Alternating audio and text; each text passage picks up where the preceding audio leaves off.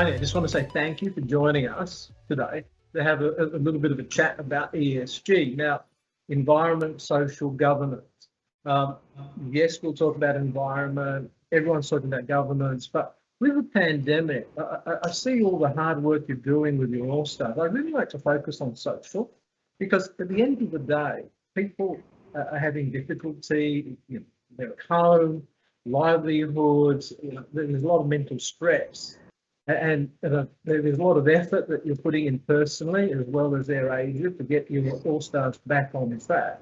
And I'd like to just share it and have a bit of a conversation around that. Yeah, thanks, Omar. Thanks for having us on and for showing an interest in what is an incredibly tough time for us at AirAsia and how we're trying to pivot and how we're trying to look after our staff.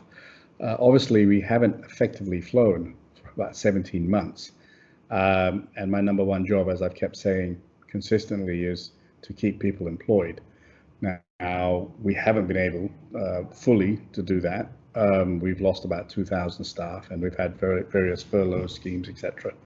But before I retire, I want to make sure everyone has come back, because they did nothing wrong. This is purely a virus that has caused an immense upheaval in industry.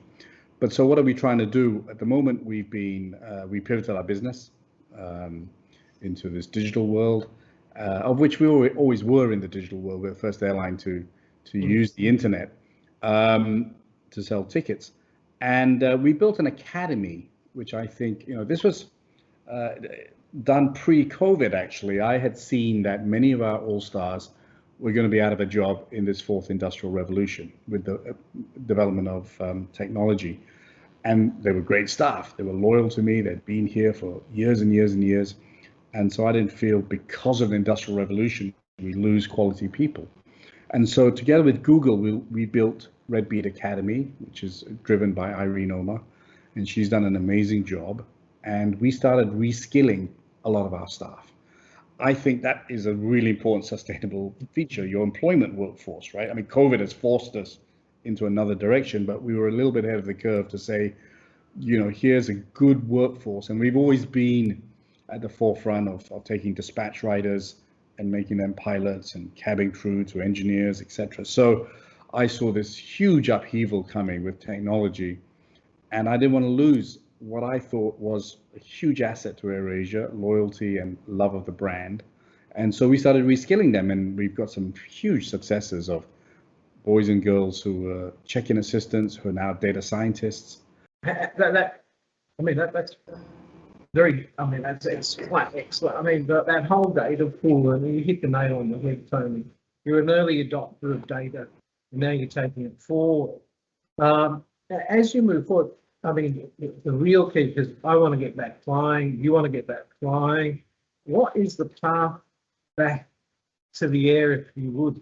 Yeah. Your mind. Yeah. So clearly it's got to be around testing. Is it pre-flight testing? Everyone's going to be asking that question. Yeah. So I think I've been a big advocate of testing, and as you know, we are now getting into a realm of very fast testing. We have Tracy X in Singapore, where we're trying to help on the manufacturing side because supply is going to be an issue, and then there's Breath Sonics, etc. And then there's the swab test from your saliva. So we think testing is as important as the vaccine, because the vaccine will take time, right? So a combination of testing and vaccine. Obviously, vaccine is number one, and we're hoping very soon that, certainly in Malaysia, those who are double vaccinated will soon be able to fly, and then I think the testing regime should be not a crazy regime. So I'm hoping that it's a cheap test, with using your breath, which can be up to between 5 and 10 seconds, and then sensible quarantine procedures. But for those who are vaccinated, we know pretty much that the viral load is very low, the transmission rates are low, so we're advocating no quarantine. But the reality is, we've had about 2 years of this, and I think people are fed up. And I think in the same way that you guys will do risk analysis, all of us as human beings will have to live with this virus, and we'll have to do some risk analysis and be wise about protecting yourself in the same way you did with HIV or you did with any other virus. Yeah, I think you've really hit the nail on the head, Tony. I mean, this virus is not going away. It's going to be endemic. We have to be smart. We have to think about what we do, and people have to take responsibility for themselves. And they are. To be fair, I'm not saying they're not. Yeah. And it's really going to come down to testing and making sure there's, it's really, when we talk about it internally, a lot of our conversation is how to open up the economy. Yeah. How to get people, I mean, it's an abused phrase, normal, but clearly there's that path: vaccination, targeted testing. Yeah. And then, if need be, quarantine has to be targeted as well, so businesses can come on and people begin to regain their confidence. I'm really expecting there, in my mind, that there's going to be talked about revenge purchase. I think people are going to be out there and trying to do. I think we'll be one of the best beneficiaries of that. To be honest, people are desperate to get out, right? And so whether it's flying to Kuantan or flying to Kangaroo Land. And one more thing we haven't talked about is therapeutics. We're beginning to hear of pills and stuff that will cure COVID. Obviously, when AIDS came out, you didn't have a chance to survive. And just a side issue there. I think it's important, Bursa and companies such as ourselves. Sustainability is also sustainability of life, which is COVID, but other diseases. And at AirAsia, we've been very proactive in trying to get rid of the taboo of AIDS and to make sure many people die because they just don't want to admit social taboos. And so we've been very proactive in getting people to admit to it, not be humiliated, and to get treatment. And also mental health. A sustainable organization needs to have healthy minds. So we've invested a lot in mental health, and obviously through this period we've had to invest more as people have been out of a job or not being able to fly, etc. So we have 6 psychologists. We at AirAsia treat mental health as just like COVID, another disease. COVID affects your lungs, mental health affects your brain and your mind, but it's just another disease and it should not be taboo. So part of our sustainability efforts are also in terms of removing taboos and saying, you have to live. We provide gyms and back treatment and all that, but on social taboos, we're very, very upfront on that. Yeah, no, I think the key thing, and I'm very mindful, was it an ounce prevention is a kind of cure? Yeah. And look at how we talk a lot about how we cure things. So clearly vaccine is prevention, but when we now look at something such as HIV, you have to prevent it as best you can, but it's no longer this. There is people living good, as you quite rightly said, Mary Johnson, people living good, productive lives. And we need to support people. I mean, that's the key as we go forward. Now, as we move on to, if you like, the skies opening up again, a lot of conversation. I mean, I saw your deck in LinkedIn, which is one of the reasons why I reached out to you immediately. But I see you on Instagram talking about your All-Stars, and on LinkedIn we're talking about carbon. Now, clearly, jet planes, little turbines whirling, lots of carbon. Take us through that story a little bit, Tom. Yeah, so I mean, look, there is a limit to what we can do because we don't make the planes. But I think, to put things into perspective, and not to be defensive here, but to put things into perspective, the airlines give out about 2% of carbon emissions, less than 1% of nitrous oxide. The farming industry, car industry, etc., are far greater contributors. But the airline industry has had an undue amount of focus, which is fair enough. And hopefully, finally, I've been a big believer of electric cars. That's coming. We're seeing a lot more vegan meat coming because actually meat production is probably the biggest emitter of greenhouse gases. So things are all moving in the right direction. On the airline side, what are we doing and what can we do? I mean, we've always been into sustainability, but to be honest, it wasn't driven by the climate. It was driven by efficiency. In terms of, we always bought light aircraft. We had more seats per square foot than anyone. In fact, if it's public, emissions per passenger, AirAsia is the greenest airline in Asia. That's a known fact. And then, in terms of waste, we've been very, very proactive. It's probably unsightly, but we collect waste in different types of containers. Our crew will come around, and when I'm on the plane, I do it myself, in terms of different types of waste. And we're very, very conscious. The big move now for us is to get out of single-use plastics. And as the super app starts, going into food delivery and grocery delivery, etc., we're very, very conscious of single-use plastic as well. Now, that's sometimes an oxymoron statement because it costs more, but we believe that people will be willing to pay more as long as they're educated. Similarly, next year when we start flying, we're going to do voluntary carbon offsets, and our aim is, to be carbon neutral like the rest of the airline industry. And IATA ICAO has been pretty good that, they're using 2019 as a base, and if you burn more, then you'll have to buy carbon offset credits. I'm making sure that those offset credits end up in our part of the world. And then we're working very hard with Airbus. Electric planes are not far away. We're now in discussion with 2 companies which will announce soon for electric taxis. And, we are going for the full electric version. And I think we're not far away in terms of electric planes. And of course, planes have got lighter with the use of carbon fiber as opposed. So it's been in our mantra all the time in terms of, best technology, getting the right talent.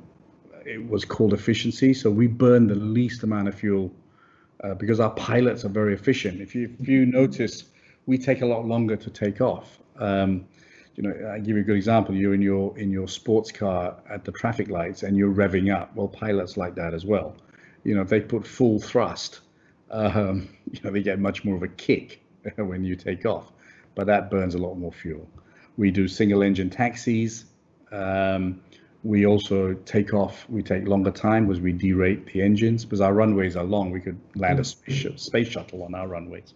But so we have been doing that.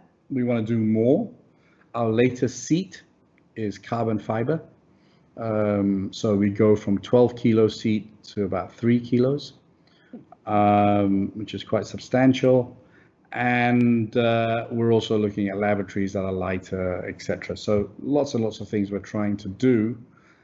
Some that we can control, some we're trying to lobby as an industry to change, and some in terms of the airports. If I can, the takeaway is, I think, so clearly, even before everyone was talking about ESG, it was already part of their Asian DNA. Yes. Really, ESG is about efficiency. It's good for business. It's good for profit. I mean, this is one of the messages on, particularly if you think about it. At the exchange, we've got Pizza for Good. We've got 930 companies, 761 Pizza for Good. There's a lot of convincing that needs to be done, particularly for middle market. I mean, you've got to remember, companies' raison d'etre is to make profit, create value. Yeah. Then I'm going out and I'm saying, look, ESG is an investment that makes your business sustainable and makes you competitive. And, we're a trading nation, Asian trading nation. We make intermediate products. We make primary products. Yeah. And if we cannot show provenance, people will be buying from somewhere else. But with these supply disruption, I think there's a real call to action where we can actually displace other people and actually gain market share. I think so. I think the big challenge is getting the public to buy in as well, right? Mm-hmm. And we're running a lot of education. I mean, while we're not on that topic yet, but sustainable tourism no one thinks about the damage they do to a beach resort, when you bring 1 million tourists into it, right? So we're also responsible for, yes, we affect climate change, but we also affect, nature and beauty and places of worship, etc. So for me, AirAsia staff now, I always say the branding starts at home first. So we've spent the best part of 1.5 years prior to COVID educating our staff on why we turn off our lights or our air conditions at a certain time, that it's not necessarily costing, and educating them on why, climate change is happening. Now, we're the forefront of climate change. Airlines see it way before. Now, in Germany, that's a wake-up call for Europe, right? Floods. And, America is still living in denial, even though, they're having temperatures of 40 degrees. But we see it. Our pilots see how the weather has changed, from typhoons to really adverse weather patterns that didn't exist before. So we're living it. And, I tell my staff, if we don't change the world's environment, we won't be an airline. We won't be sustainable because it'd be too dangerous to fly, or there's so much disruptions to flying from adverse weather conditions, right? So the number of cyclones, the number of earthquakes, the number of tsunamis have all increased dramatically. And so, we all have to play a part. So my job, firstly, is to educate the 24,000 All-Stars. Now my job is to educate the customers who fly with us, right? I can't educate the world, but what I can control and what Bursa should encourage everyone is educate your staff first, then educate the people who buy off you. And that's the ecosystem I can control. Of course, through social media, LinkedIn, whatever, we can influence others, but really where I can really control and what, is our staff and our passengers. And the third lot is our suppliers. And work practices is another thing we're trying to, there's obviously a lot of abuse of workers, and you'll see on my Instagram that I'm being very outspoken on how migrant workers are being treated. So many things to do, and ESG, what started with us as really kind of efficiency and looking after our people is really a topic that is a fascinating topic, and it's great that Bursa is bringing it up to the forefront, because there's also, apart from profits and apart from sticking a label on you to say you're great, it's the right thing to do. Looking at sustainable tourism, you're very much talking about educating the team, getting the message right, starting at home if you will. But if you take the lens of the pandemic, clearly hotels have been here. Everyone, restaurants, and tourism is has such a direct impact to the economy. It is a wonderful impetus and catalyst for growth. How do we get it back on the track? How do we make tourism sustainable as we move out of the pandemic, but just live with the virus? What's your thinking around that? Yeah, we've got to live with it, and before we live with it, we've got to be prepared to open up, right? So, as I said earlier, I think the start is the vaccines, with coupled with testing. Some things are going to change, for sure. Are you prepared to go on a bus with 50 strangers? These package trips, etc., may change a little bit. People will definitely move towards brands that they feel take more care in terms of, their staff, their procedures, their cleanliness, etc. And so, that's the COVID angle. And then, the other part is things I can't control in terms of borders opening. What are the procedures, vaccine passports, quarantine procedures. We have some SOPs. The tourism industry is still grappling country by country, right? So I think for a sustainable post-COVID world, we've got, vaccinated people, all that kind of stuff. But vaccine, how are you going to recognize the vaccine certificate? and then quarantine rules, etc. So those kind of things need to be sorted out at regulatory level. Then the next thing for the tourism industry is, as you talk about environmental, that consumers are going to look at your health protocols and your cleanliness and all these kind of things. So that's the second part. Yeah, so vaccine passports, what we've been trying to do at AirAsia is create a single source. So we're creating our own vaccine passport, and we have open source so that anyone can link into that. Doesn't matter whether the Indonesians, Thais, whatever, you link in. So it becomes easy for people. Otherwise, you're going to need 3 or 4 different kind of apps to move around. So that is the one thing we're doing. We're trying to also digitize your testing. And so you can see that. And obviously try and work with, because as tourism happens, so let's assume people haven't thought about this. We're trying to think a step ahead. Yeah. To say it's not just about getting into the country, it's about being mobile in the country as well. And so we're trying to build protocol for that so that you can put in your vaccine passport. We're trying to make it easy for testing.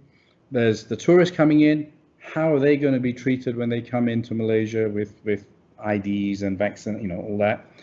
I think it's very important that we make it as, I always use this word, which I'm sure you do, KISS, keep it simple, stupid. Let's be welcoming, let's be professional. I mean, at the end of the day, companies are people. There are artificial constructs, there are legal constructs, but people are the cells of the body, if you will. And they're so important. What are your thoughts around, at Bursa? I want Bursa to look like, you talk about it. I want Bursa to look like Malaysia. Age profile, race, creed, gender, because that's what we should be doing. I mean, thinking around that, I know AirAsia does a lot of work in that space. If you can share a little bit, Tony. Yeah. So, look, I mean, never thought I'd be speaking to a Bursa CEO with an Australian accent, so that's a start. So G'day, Cobber. We are big believers in diversity. We've been at the forefront. There was a diversity index, and I mean, my head of sustainability still thinks I'm not diverse enough, to be honest. And she sent me a big report to tell me all the things we have to change, which is good. I mean, as long as I think we're really good. And she highlighted lots of issues that we're not good at. So what is that? First of all, I think diversity is a plus. Malaysia should be the strongest country in ASEAN because of our diversity. We don't all speak Thai, or Tagalog. We speak so many languages. We understand so many cultures. We are sympathetic to cultures because we understand how to behave in a Malay house, how to behave in an Indian house, and a Chinese house. So we really should be the most powerful nation in terms of regional officers and expanding outside of Malaysia. So we pride ourselves in a meritocracy. We pride ourselves in diversity. And diversity is not just in terms of the traditional ones, sex, creed, color, religion, but in terms of age diversity. We don't have any retirement age for our cabin crew. Many airlines in Southeast Asia, female cabin crew have to retire at 45. Now we see a lot of young people, but we're also next. Ironically, you've asked this question. I've set up a diversity department, and our aim is to have a diversity university, right? A kind of academy for people to understand diversity. So we're going into neurodiversity. We're hiring really smart kids who would be great in our revenue management team, right? We want to show. We've got 3 interns coming in. We want to show the world that there's nothing wrong if you're neurodiverse. So age diversity also in youth. We're one of the few companies that can promote a 26-year-old to run $1 billion part of the business because he's good. Doesn't necessarily mean that, experience is what you got. He's got drive and energy that me and you may not have, right? and ideas that me and you may not have. So so diversity is not just the traditional ones, which we've been fairly good at. We were the first airline to have female pilots. I sometimes think male are discriminated in AirAsia because if you look at our senior management, they're mostly women. And then age, and then neurodiversity, all these things we want to educate. And what I want to do in the first instance is to just have a room in AirAsia where every once in a while, people can meet other types of diversity and discuss it, And I saw it wasn't my idea, it was a library in Denmark, which had no books, but just diverse people. So if you wanted to know what it was like to be a refugee, when we have these really harsh campaigns on refugees, I'm saying, hey, what if you were on the other side, fleeing persecution or poverty, etc. So, we've been very much at the forefront. We think that's important as well to bring out. So we think we're good. My head thinks we have a long way to go. But I love diversity. I think it's the essence of life, to meet different people and to meet different types of people. As you said, Tony, Malaysia's greatest strength. Yeah, it is. Geographically, we're well positioned. Culturally, we're well positioned. Yeah. Diversity leads to empathy. With empathy, you can understand the counterparts. Yeah. It's the glue. You see, that's the lens that we put on those assets. I'm not disagreeing with it, I'm just giving a perspective. Yeah. But it is us that need to be thinking in those terms. True. I mean, I think it's two ways. And so, it's two ways. In the same regard, we as corporates need to embrace, but I think we have to that whole education piece to get people to actually look at each other as people first and understand the journey that they have to get to where they are in front of them. Tony, just like to say big thank you for joining me today. Lovely, very honest, as always, sharing your thoughts. It's great because, when we actually say what we mean, we can actually make a difference. So again, thank you for all of us and everyone who's going to be watching the program. It's great. Thanks very much, Omar. Thanks to Bursa for actually, it's great. Sometimes when you even think that you know everything or you're very good at it, this whole series that you asked me, I had to do some research and went back and talked to my team and realized there's much more we can do as well. So that's your purpose, highlighting to companies what they can do better. And I appreciate that. So thank you, everyone at Bursa. We're here to support. So thank you. Yes.